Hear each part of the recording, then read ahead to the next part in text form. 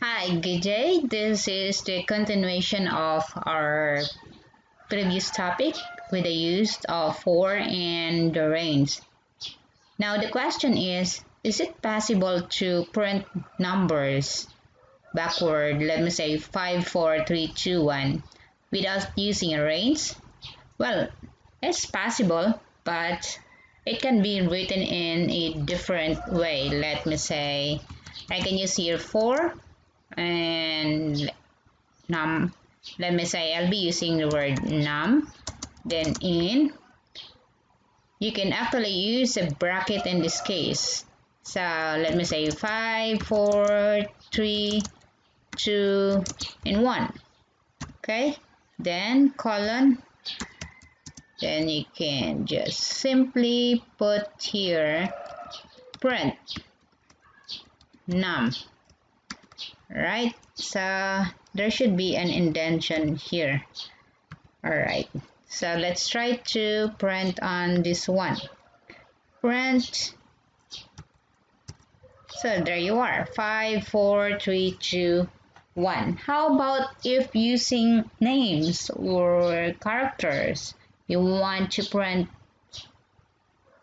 A to Z or list of names on a horizontal output. Well, it's possible as well. You just have to type here, example, names. You can go directly like this, but make sure to put it in a bracket, inside the bracket, because if you will use the parentheses on this one, you will get an error. All right, so let me say I want to put here, let me say Jana, then Jassy. Okay, I'll be using the same name, then John, then Joshua. All right, this is the name that always come to my mind, pop up into my mind. All right, colon again and tab. So you will not get an error, because if you will not put this indentation here, then you'll get an error. So I can say names, that, and print. Enter again. So there you are, Jana, Jassy, and Joshua. All right. However, if you want to display it on the other side, let me say, I can just say the print names, comma, then end, equal sign, like that. Then enter. See? But this is the limitation of using the names. You cannot actually apply on this format going this way. So there will be another technique for that one. So for now, I will not show it to you, so you'll not be confused. So we'll just do it next time. What I'm trying to show you here is it's possible to print it going downward as well. All right. So this time, what if, here's the question, you want to combine the for and the list. Assuming you want to greet your friends happy birthday, you have friends having birthdays in the same day, and you don't want to retype the happy birthday repeatedly. All you need to do, you just simply type one line of code happy birthday, and then you just call up the friend. Let me say we have this one, the list of friends. So in here, let me say I put here friends, and I'll just copy this one. Okay, I will not include the colon. I'll just copy this one. Okay, I have now friends assigned to my variable called friends. Now I can create here a combination of 4. You just simply put here 4, then I'll be using another variable name called friend, referring to I had a friend called Jana who is inside the list of friends. Alright, something like that. Now, for in friends, then you're going to put your colon, so tab, Then I can say here print and say happy birthday. Example this way, I can say happy birthday like that. Okay, oops. Then comma, we're going to call up the friend, referring to this one, Jana, Jassy, Jan, and Joshua. So this case, I can also add here, there's also an option where I can put here print. Okay, enjoy your party. Enjoy your party. Okay, let's try to print this one. Oops, something missing in my code in here. Print, enjoy your party. So there is an error in the line code. So I guess I need to check on this one. The problem of this is based on the intention actually. So let me try to write this one using one. Okay, let me try to close this.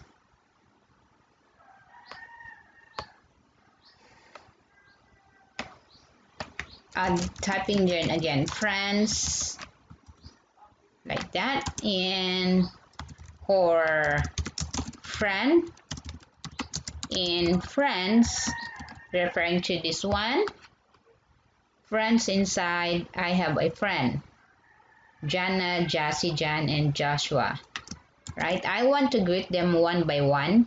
Then I can just simply put here, friend, let me say, happy birthday. Then comma, I'll be calling the value of friend, referring to, it will call up the value of Jana, Jassy, Jan, and Joshua. Now here I'll be adding again print, then say enjoy your party. Alright, now let's try to run this program again. Oh, there you are. See, it would be easy to just simply print in that way when you want to display it repeatedly, just like in for loops in other programming languages, you can actually do that way. So what if you want to take a look what is in our list, let me say in our list we have there Jana, Jassy, and Jan and Joshua. So if you want to find out what is in our index 1, let me say print, then friends, I want to find out who is in my index 1, like that. So we had here Jassy. So there are cases where you need to look inside the list, just like strings, and we can get any single element in a list using an index specified using the square brackets, right? Okay, let's add a, before I continue with another example, lists are mutable. When we say mutable, it means we can change the value. Let me say, I'm going to give you an example. When we are talking about we can change the value, let me say in, we had here Jassy, which is on the index 1. So I want to replace Jassy with Jenny. So for me to change it, all I need to do is simply put this way, print, then assign to Jenny. So it means we're trying to replace the value of Jenny, right? So if I'm going to print again, friends, we will find out, we will get a new set of friends. So this is an example what we call mutable, meaning we can change the value. See, we changed Jassy to name called Jenny. However, with the use of the tuples, it's actually mutable, immutable, meaning cannot be changed. Strings are also immutable, and we cannot change the contents of the string. Let me give you an example of this one where with the use of what does it mean by immutable? Assuming we have here friends and we want to replace the letter, this one example Jenny, and I want to replace this with let me say this way friends, then Jenny, I'll be replacing it with example G, like that. We cannot actually do this one, so it doesn't change anything. Okay, so that's an example where strings are immutable, meaning we cannot change the contents of the string with the use of this approach. Okay, there are cases where we need to apply the len. So the len function, it takes the list as a parameter and try to returns the number of elements in the list. Okay, example, let me call up the Python here. Okay, let me try to run this way. Let me say, I'm going to say greet equals to hello Python, like this. And I'll be using the len and call up the variable called greet. So here we can get the number of elements. We have 12. 1, 2, 3, 4, 5, 6, 7, 8, 9, 10, 11, 12. So there are 12 elements in the list.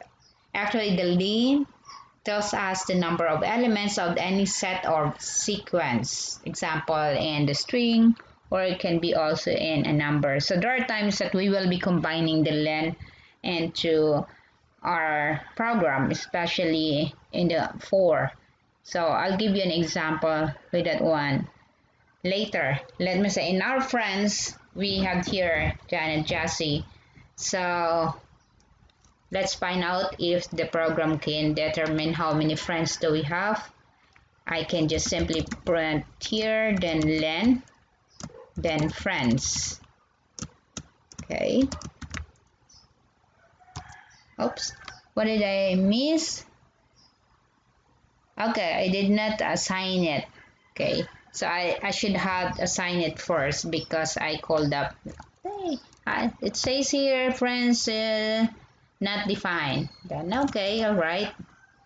Sorry, because I called up another program. Let me just copy this one and put in here. Oops, can I paste it? Alright, I'll just copy anyway. Yun. Alright. Friends, and we're going to use this command again. I'll copy this.